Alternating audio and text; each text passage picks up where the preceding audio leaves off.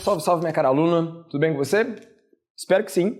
Agora nós vamos continuar nesse assunto Power Blaster Detonator Plus Advanced de Fodástico, que é a bioquímica celular.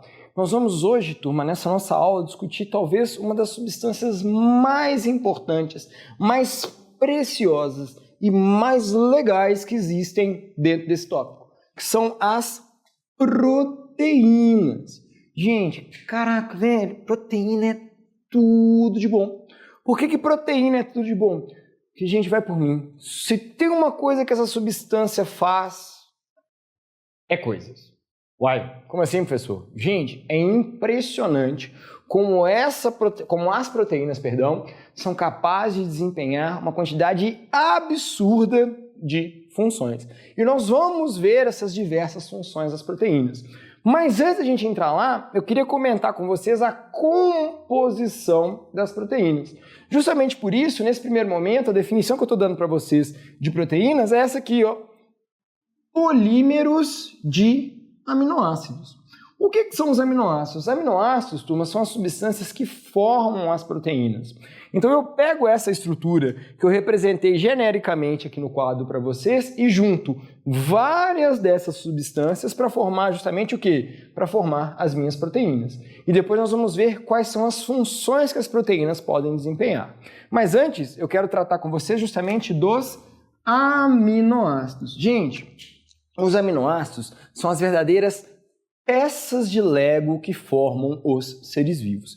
E eu adoro trabalhar essa ideia de que as proteínas e os aminoácidos são peças de Lego. Eu espero que você tenha brincado com Lego. Eu acho um dos brinquedos mais interessantes que tem para você dar para uma criança, não só para uma criança, depois de adulto também, são justamente o Lego. Por quê? Porque ele te dá a possibilidade de você inventar 1 milhão de coisas diferentes. Você pode comprar um kit para, sei lá, construir um castelinho e, dependendo da forma como você organiza suas pecinhas, você pode construir um barco, uma casa, uma ponte.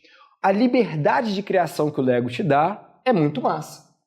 A liberdade de criação que os aminoácidos te dão é muito massa. Por isso que eu costumo usar essa analogia. Turma, os aminoácidos são literalmente os tijolos que eu uso para construir os seres vivos. Nós já comentamos em outra aula que as proteínas são uma das principais substâncias que formam os seres vivos, principalmente nós animais. Nós animais somos formados principalmente por proteínas, né? No que diz respeito à parte orgânica, são as proteínas que formam os animais, né? Além da água, óbvio, mas a água é inorgânica. Veja bem, turma. Então, esses tijolinhos aqui formam nós, seres vivos. O que vai determinar o nosso formato, a nossa aparência, qual que é a proteína que a gente vai ter, é o código genético, é o DNA. Nós vamos entender como o código genético é transformado em proteína numa outra aula. Nós vamos hoje entender basicamente a composição dos aminoácidos. E aí eu apresento para vocês essa fórmula geral que diz respeito justamente sobre isso, sobre a aparência que os aminoácidos têm. E veja bem, turma, analisa aqui comigo. Olha o nome. Vamos entender o nome para entender a substância. A palavra aminoácido é meio que autoexplicativa, porque quando eu olho para a estrutura molecular dessa substância, eu percebo que ela é formada por quem? Por um agrupamento amina, ou agrupamento amino, que é esse nitrogênio ligado a 2 hidrogênios, preso a esse carbono central, esse carbono que a gente chama de carbono alfa.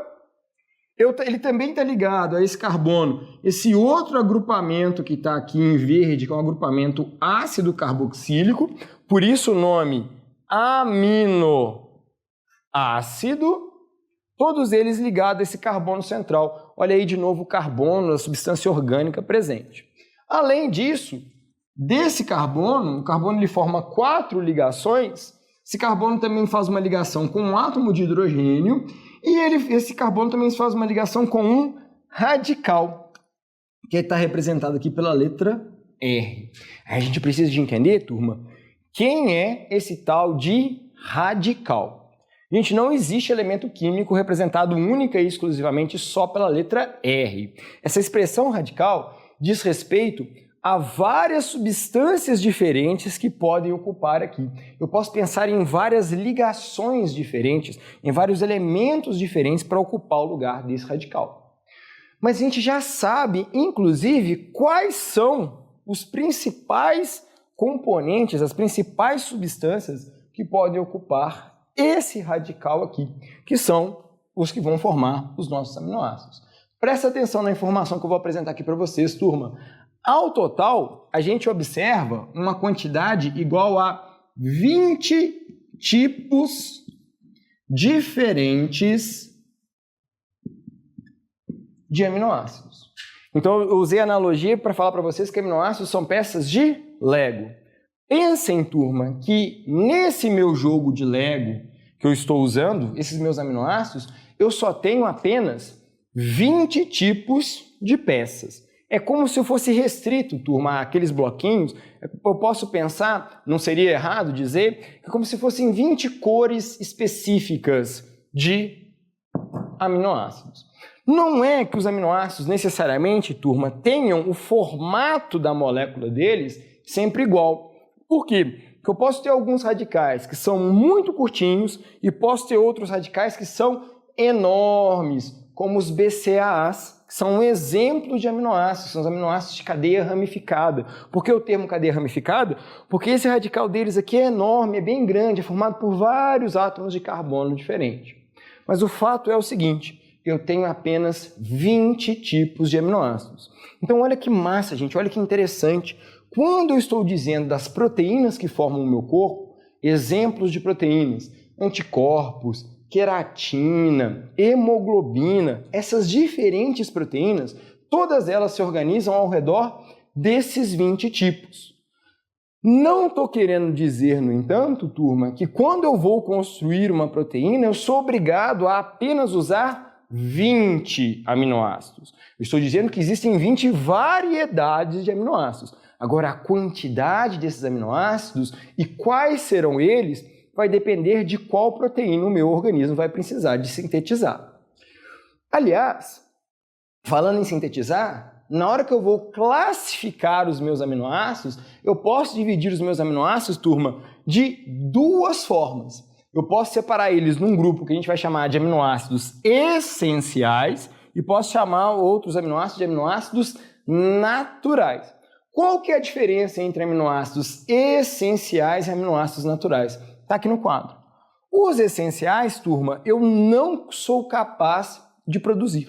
Eu preciso de obter eles através de onde? Através da dieta. Gente, toma cuidado aqui, tá? A expressão dieta diz respeito ao que você come. Não estou falando sobre plano alimentar para ganhar ou perder peso, não, tá certo? Dieta é aquilo que você precisa de ingerir, beleza? Tudo que você come compõe a sua dieta. Então você precisa de se organizar para ter acesso, dentro daquilo que você se alimenta, a esses aminoácidos. Se você não for capaz, na sua dieta, de ingerir esses aminoácidos, você vai ser impossibilitado de construir quem? De construir algumas proteínas. Além desses essenciais, a gente vai ter aqueles que a gente vai chamar de naturais. Se esse eu tenho que obter na dieta, os naturais vão ser aqueles que o meu organismo efetivamente são capazes de produzir. Não diz que existem 20 tipos no total, turma? Beleza, existem 20 tipos no total. Mas olha aqui, olha os números que eu coloquei aqui. Os essenciais eu falei que podem ser 8 ou 9. Os naturais eu falei que podem ser 12 ou 11. Por que eu coloquei esses dois números em cada um deles? Por conta, turma, de uma característica de nós, seres humanos. Durante a nossa infância, nós não somos capazes de sintetizar um aminoácido chamado histidina. Apenas quando chegamos na vida adulta que nós somos capazes de produzir esse aminoácido. Por isso que na nossa infância são 9 aminoácidos que são essenciais, mas na vida adulta se tornam 8. Daí a diferença nesses números igual eu estou apresentando aqui para vocês. Repito, são 20 tipos diferentes, tá? E que eu vou usar para construir as minhas proteínas. Um último comentário que eu quero fazer para vocês sobre essa classificação dos aminoácidos, turma. Os aminoácidos que são essenciais para nós seres humanos, ou seja, que nós não damos conta de produzir, podem ser naturais para outros organismos. Então pode ser que o aminoácido que o meu corpo não consegue produzir, Os cachorros, por exemplo, são capazes de fazê-lo. No entanto, alguns aminoácidos que são naturais para nós, seres humanos, podem ser essenciais para os cachorros. Isso varia de organismo para organismo. O fato é que, no que diz respeito à produção de aminoácidos, os únicos seres que são capazes de produzir todos os aminoácidos são justamente quais organismos? Os organismos autotróficos, os organismos que são capazes de produzir o próprio alimento. Então, principalmente os vegetais, estes sim, todos são capazes de produzir todos os aminoácidos naturais. Não existem para eles aminoácidos essenciais. Por que eu estou chamando a atenção disso, turma? No que diz respeito à proteína, proteínas vegetais não irão carecer de nenhum tipo de aminoácido. Não é engraçado, professor, porque normalmente, quando a gente fala de proteína, né, quando a gente pensa em dieta, a gente quase sempre pensa em proteínas de origem animal. Por que a gente costuma pensar em proteínas de origem animal? Porque a gente consegue acessar mais facilmente os aminoácidos que estão presentes nessas proteínas de origem animal. Mas na de origem vegetal, a gente apresenta sim uma grande disponibilidade de todos os aminoácidos, ok? Galera, eu vou transformar aqui o nosso quadro para mostrar para vocês como é que eu faço para construir as minhas proteínas, como é que eu faço para juntar os meus aminoácidos, apresentando para vocês as ligações peptídicas. Espera só um instantinho que a gente já volta, beleza? Galera, fiz minha mágica, mudei o nosso quadro, e aí olha só o que eu estou apresentando para vocês. Estou apresentando para vocês a ligação peptídica. O que é a ligação peptídica? É a união entre dois aminoácidos. É a partir dessa ligação aqui que nós vamos ser capazes de construir as proteínas. E o que é uma ligação peptídica? Gente, presta atenção, é simples, não é difícil. Segue meu raciocínio, olha só. A ligação peptídica ela sempre vai acontecer entre o ácido carboxílico e a amina. Essas duas partes de diferentes moléculas de aminoácidos vão se unir, formando uma molécula de água. Por isso que a gente fala de síntese por desidratação. O que quer dizer síntese por desidratação? A união do OH do agrupamento ácido carboxílico com o H do agrupamento amina vai formar o quê? 2 hidrogênios mais 1 oxigênio, água. Por isso que a gente fala de síntese por desidratação. Então, na hora que dois aminoácidos diferentes se juntam e dessa forma eu estou começando a construir uma proteína, o que eu vou ter? Eu vou ter a liberação de uma molécula de água. Qual é o resultado que eu vou ter? Está aqui, ó. É nesse meu desenho que eu estou sinalizando para vocês. Um ácido carboxílico ligado ao agrupamento amina, formando, nesse caso, um dipeptídeo. O que é um dipeptídeo? É um princípio de uma proteína. São dois aminoácidos juntos. Se eu fosse continuar pensando na construção da minha proteína, o que ia acontecer? O agrupamento ácido carboxílico desse aminoácido ia se ligar ao agrupamento amina de outro aminoácido.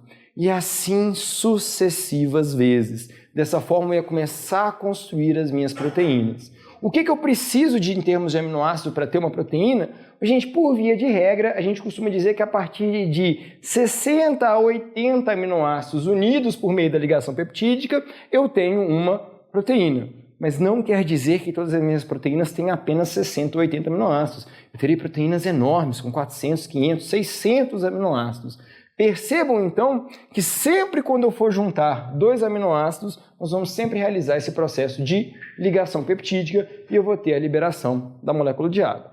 Veja bem, turma, então na aula de hoje nós falamos sobre os aminoácidos, que são os componentes que formam as moléculas de proteína, mostramos como é que está a organização da molécula, a presença do agrupamento amina, a presença do agrupamento ácido carboxílico.